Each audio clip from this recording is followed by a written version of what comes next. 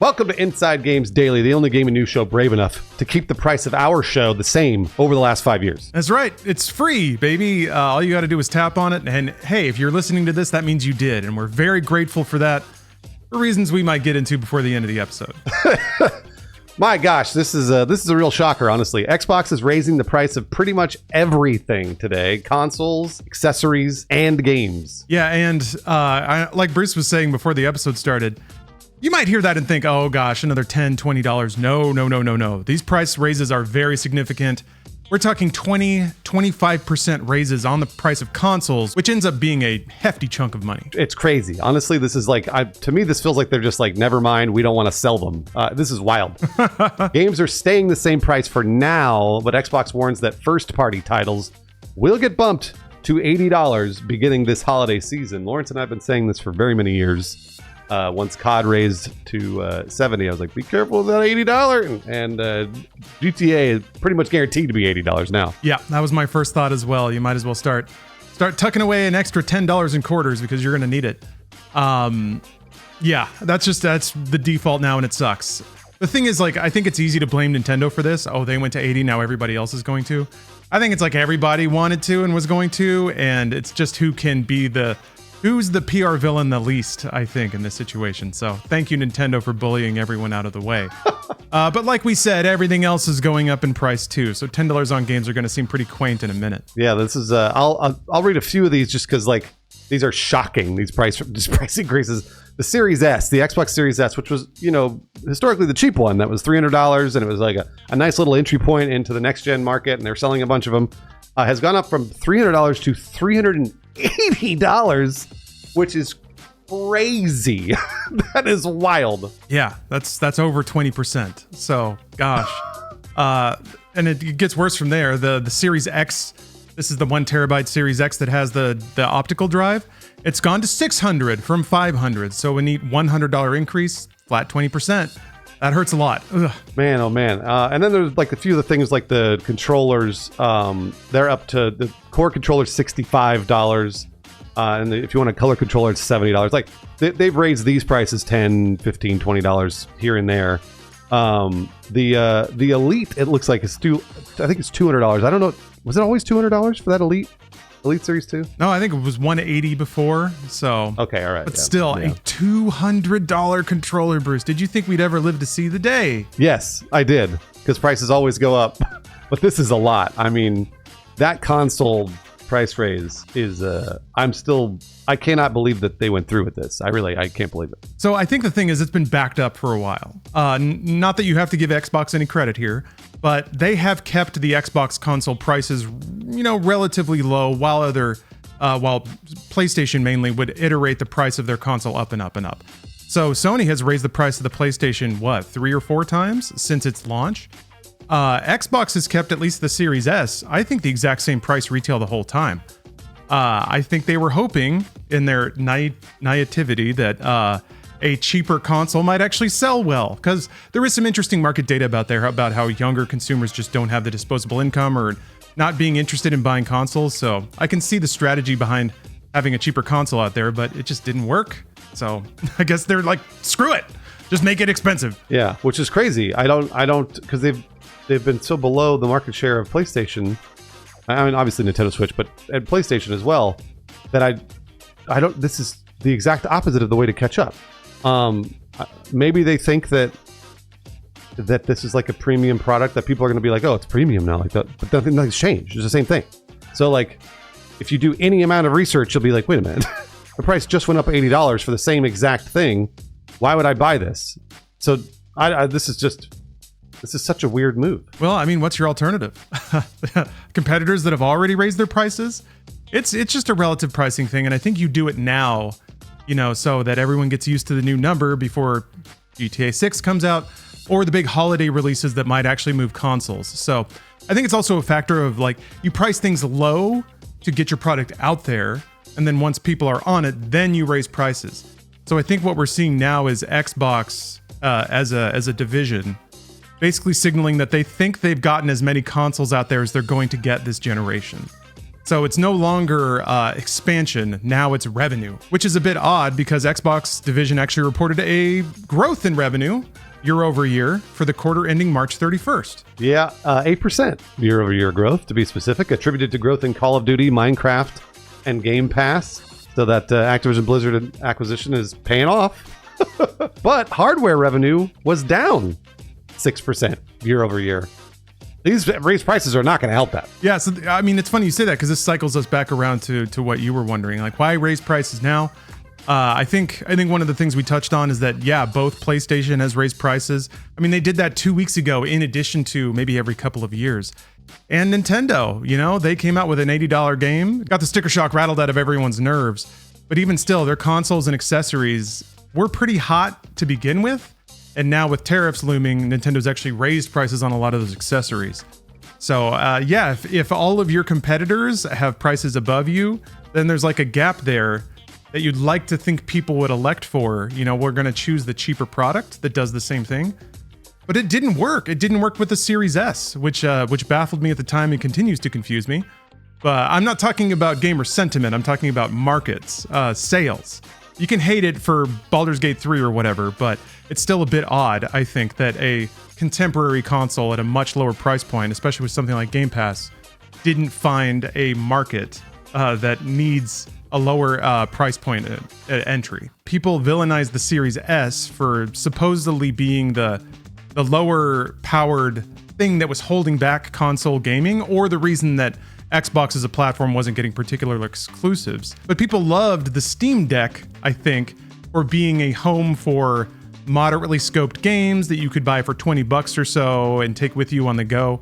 I think a Series S plus like a 1080p display is it's a very good economy gaming setup, but it just didn't get any like cred or esteem inside of gaming for that. I guess it's because everybody who was complaining about it already bought a more expensive console and they were mad that it was like holding them back. Maybe, yeah. And Steam Deck is obviously portable, but at the same time, I feel like Series S feels more locked to the Xbox ecosystem, whereas a Steam Deck maybe feels like you could do more with it. Obviously, you know, it's only Steam.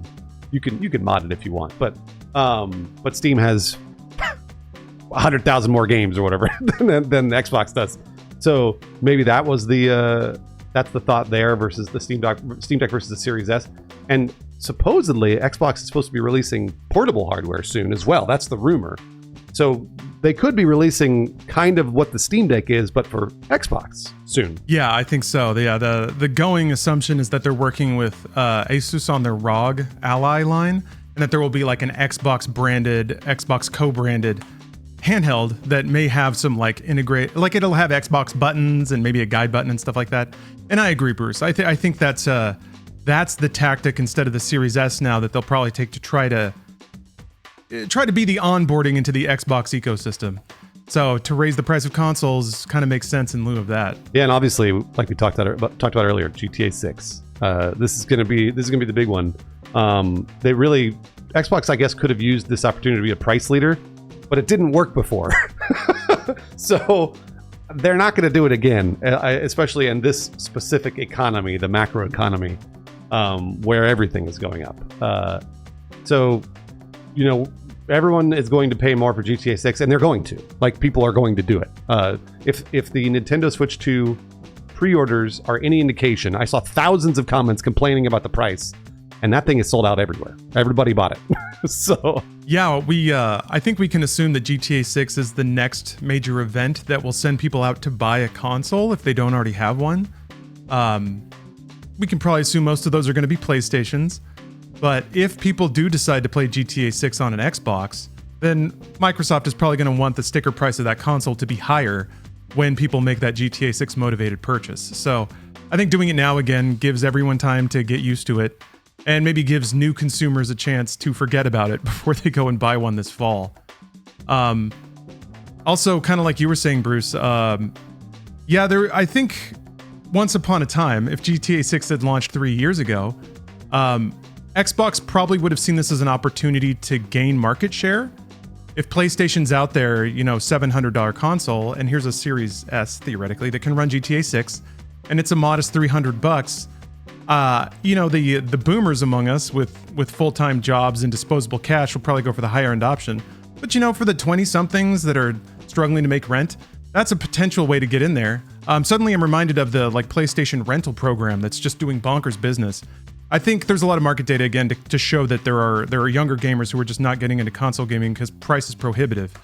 So I think that would have been the tactic if GTA 6 had landed before Xbox acquired Activision. But I think we had said as much, that when that acquisition went through, the tolerance for spending is gone. Now they have to make money, and they're going to do that in every angle and every way they can. And to me, this says, okay, we've gotten all the market we can through hardware. Now it's time to earn money off of them. So it's funny you mentioned their hardware revenue was down 6% year over year, but they're raising prices by 20%. So they're probably not going to do the exact same sales now that they're raising prices, but that would cover that margin, right? Wouldn't it? Pretty cleanly. I mean, if they sell the same amount. Yeah. But I don't think they're going to. Maybe they might know better than we do. Obviously they run their business. So there's also one thing I wanted to say even further about this, Lawrence. They're thinking even further ahead to about 2 years from now when the new consoles come out. So when the new consoles come out, they're already going to have that $600 price tag on it. That's their base, right? So if Xbox releases their next-gen console at $600, PlayStation can almost guaranteed going to release at $700 base in 2027, thereabout is where they supposedly are going to be releasing. Then I think Xbox is already trying to build in that price tolerance for their audience now. They're trying to get ahead of it because they can't go, all right, $600 for the Series X, and then in 2 years raise the price again to $800 or whatever. They can be still seen as the cheaper option because they know PlayStation is going to at least go to $700 for the PS6. Yeah, I just wish that price mattered. It's so weird, man. No matter how expensive things get, they sell out. And it seems like they are selling honestly to us, which sucks. The little kids are still just playing Roblox and Fortnite on their phones. So gaming's not unhealthy because the money's still flowing, but it's not as there's not as many revenue streams from as many different sectors of people as I think we'd like to see. And I don't see movements like this helping. I mean, Xbox is doing what they're following the money, but the money's getting increasingly concentrated in smaller pools, which I feel like is not healthy in the long term. So when the new consoles come out, yeah, it'll probably be us boomers snapping them all up. But is that good? I'm not sure. I don't think so. I don't think that we should be encouraging companies to raise their prices. That is unfortunately that's the trend that we are reinforcing. And like I said, I saw so many people complaining about that Switch 2, and maybe it's lower inventory and they're selling out the early inventory or whatever, but I don't think so. I think everybody's buying it. Everyone's, whining on the internet like they always do and then not doing it and doing exactly the opposite of those comments, which is the worst way to run this, by the way, because then they start completely, like Nintendo divorces themselves from the comments. They're like, all these comments are bullshit. They're obviously ordering the console, so not only are these comments not helping, they're lies. And then Nintendo doesn't even pay heed to your complaints. So you have to complain and then also do the thing that you are complaining about. Yep. Not what you say, it's what you do.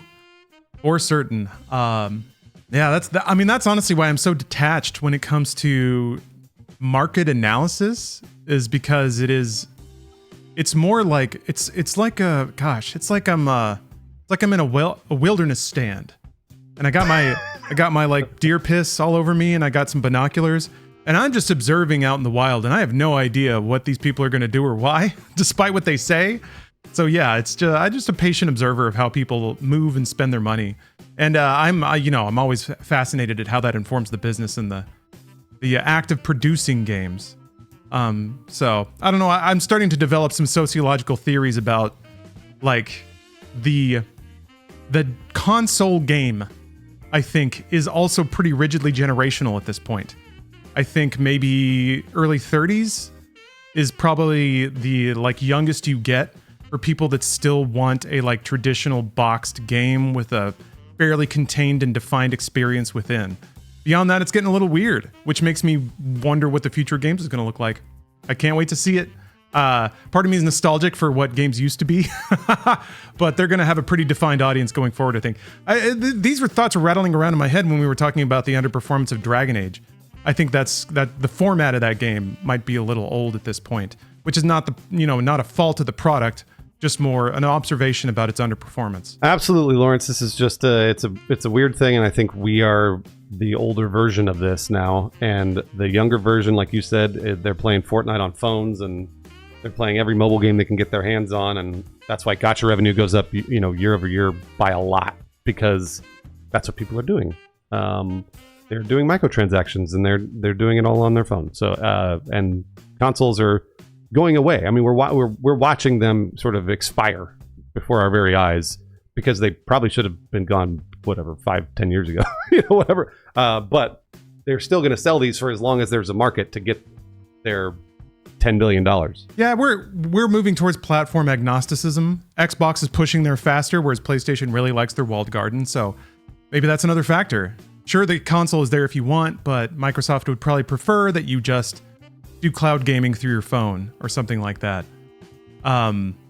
Speaking of Xbox preferences, I saw this while doing my casual morning constitutional Reddit scroll.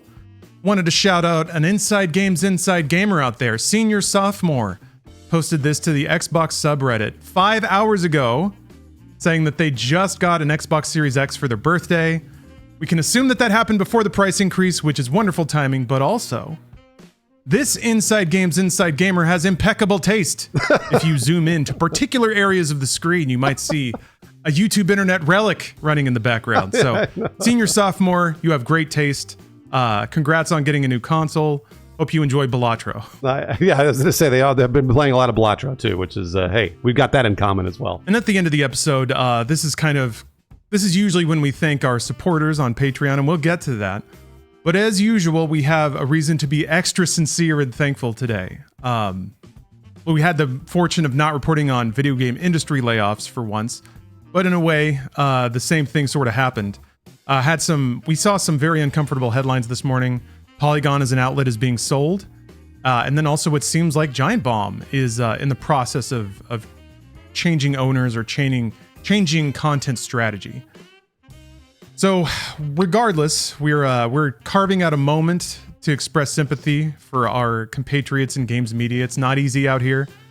We're very lucky to do what we do. And because of that, we'd like to thank Monkey Butlers for directly supporting the show. And thank you for watching. It is our privilege and pleasure to be able to riff on games media with you. And I'm very grateful for that. Yeah, we're very lucky to have our little Patreon supporting us. We're talking 3-4 years now at this point. It's been doing it for so long. And we're lucky to not get caught up in these layoffs with these giant companies. We feel really bad for all these people that always do, because Lawrence and I have been there. We have been caught up in these layoffs before. And hopefully that'll never happen again to us because of our Patreon supporters and people that watch on YouTube and send us little super chats and things like that too. I see those as well. So thank you for supporting us on YouTube.